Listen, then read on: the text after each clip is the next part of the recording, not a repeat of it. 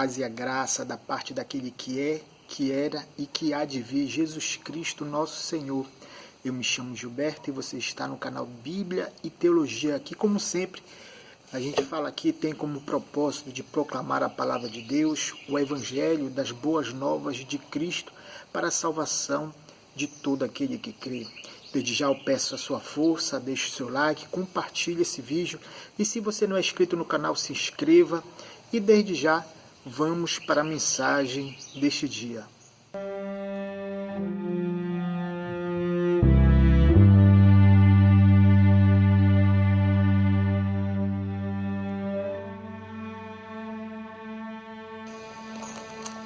E como na última mensagem, continuaremos a falar sobre as igrejas, ou as 7 igrejas do Apocalipse. No capítulo 2, semana passada falamos sobre a igreja que se encontrava na cidade de Éfeso.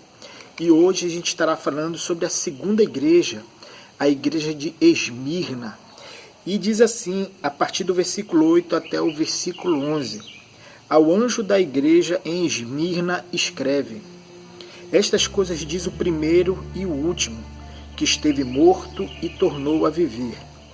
Conheço a tua tribulação, a tua pobreza, mas tu és rico, e a blasfêmia dos que a si mesmos se declaram judeus e não são, sendo antes sinagoga de Satanás.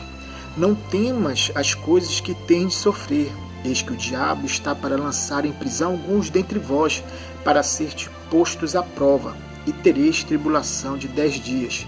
Ser fiel até a morte, e dar-te-ei a coroa da vida. Quem tem ouvidos, ouça o que o Espírito diz às igrejas. O vencedor de nenhum modo sofrerá o dano da segunda morte. A igreja de Esmirna é conhecida como a igreja sofredora. Viver em Esmirna como cristão não era fácil. Aqui, nessa cidade, era uma cidade muito importante, semelhante à cidade de Éfeso. Era uma cidade rica, uma cidade abastada, uma cidade onde as casas eram bonitas, já havia muitos templos dedicados a deuses. E é para essa igreja que Cristo envia essa mensagem. E antes de falar propriamente dito essa igreja, Cristo se revela de 2 maneiras para essa igreja. Primeiramente, ele se revela como o primeiro e último. Mas o que significa isso? Cristo está falando sobre a sua eternidade. Cristo é Deus, Cristo é eterno. Ele sempre existiu e sempre existirá. A outra também que ele fala, ele diz: aquele que esteve morto e reviveu. Ou seja, Jesus Cristo já passou pela morte. Ele sabe o que é padecer, ele sabe o que é sofrer e, acima de tudo, ele sabe o que é experimentar a morte.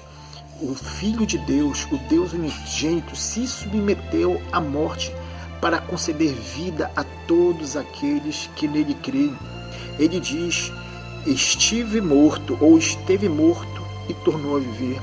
Jesus passou 3 dias morto, 3 dias sepultado, mas a morte não pôde segurar ele.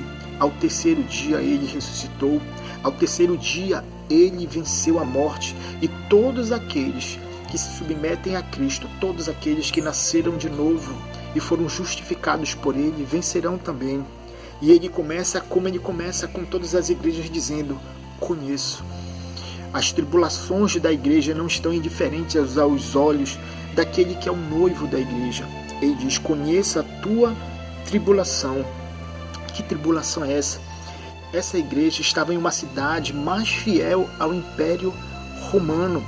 Eles adoravam o próprio imperador como Senhor e Deus, e todos aqueles que negavam essa verdade eram perseguidos, eram torturados e mortos. Era uma igreja que constantemente passava por perseguições, tribulações e calúnias. Sim, calúnias não só da parte dos gentios, mas também dos judeus. Jesus diz aqui: aí a blasfêmia dos que a si mesmo se declaram judeus e não são, sendo antes da sinagoga de Satanás. Além dos gentios perseguirem a igreja de Esmirna, havia também os judeus que eram também hostis ao cristianismo e levantavam calúnias, blasfêmias contra os cristãos.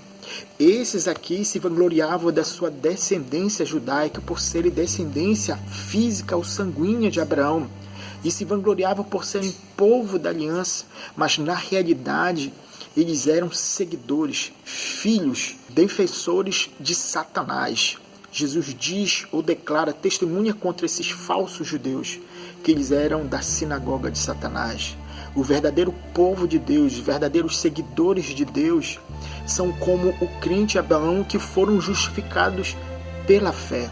Esses são os verdadeiros filhos de Abraão, descendentes de Abraão, como a própria igreja de Esmirna.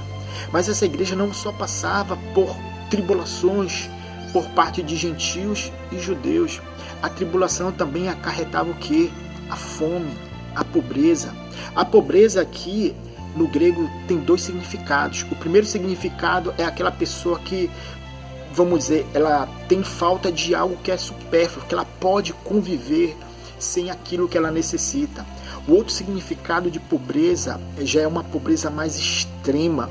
É aquela pobreza que a pessoa ela é destituída de tudo. É como se fosse ilustrado de uma maneira como um mendigo acocado estendendo a sua mão pedindo esmola. Essa era a pobreza dessa igreja. Essa igreja vivia numa cidade rica e abastada. Todavia, aos olhos do homem, era extremamente pobre, mas não aos olhos de Cristo.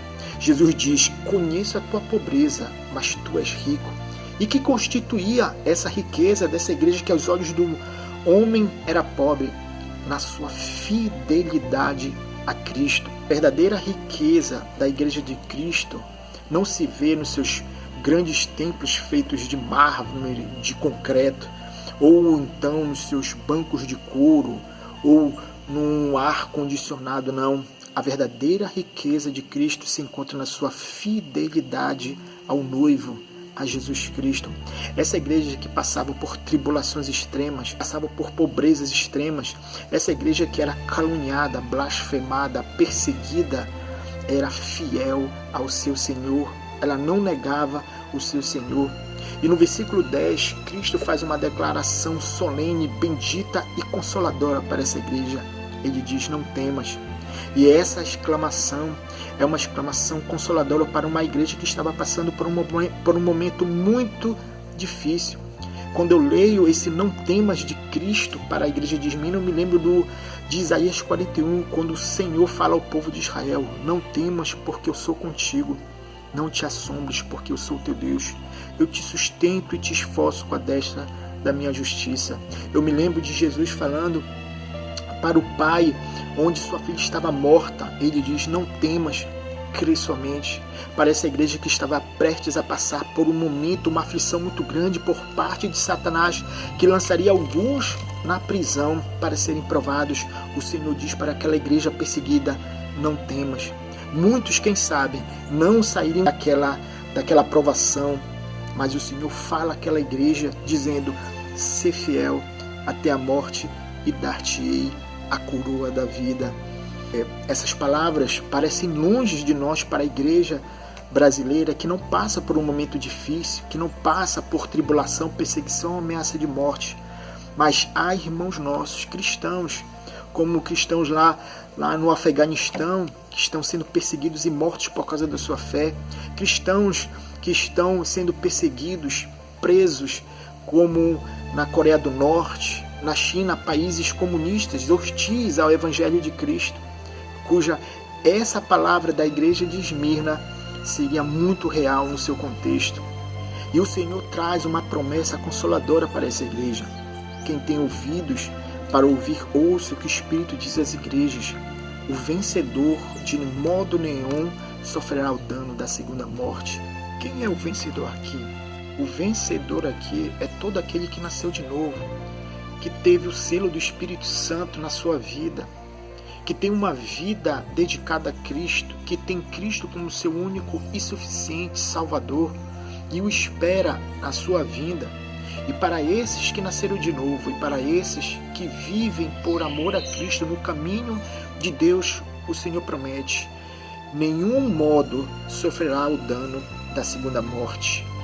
Ou seja, o que seria essa segunda morte? Essa segunda morte é descrito nas palavras de Cristo: apartai-vos de mim, vós que praticais a iniquidade. Essa segunda morte é aquele momento onde muitos não encontrarão o seu nome escritos no livro da vida. A segunda morte é a condenação eterna, é a separação eterna de Deus.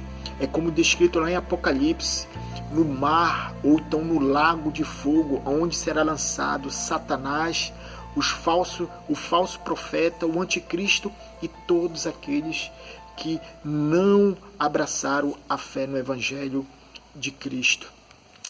Que Deus fortaleça a nossa fé, que o Senhor revigore a nossa esperança, que possamos orar pelos nossos irmãos perseguidos, martirizados em países hostis ao Evangelho de Cristo.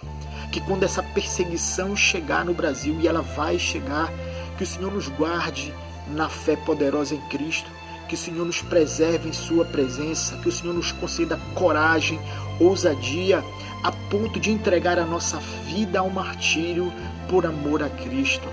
Que Deus lhe conceda um final de semana abençoado, que o Senhor nos ilumine e nos conceda a graça de permanecer firmes e fortes na fé em Cristo. Que o Senhor seja com cada um daqueles que verdadeiramente têm fé em Jesus Cristo. Não se esqueça de acionar o sino para que quando postarmos o próximo vídeo, você venha a ser notificado. Muito obrigado por ficar conosco até agora e que o Senhor Jesus Cristo te abençoe. Amém.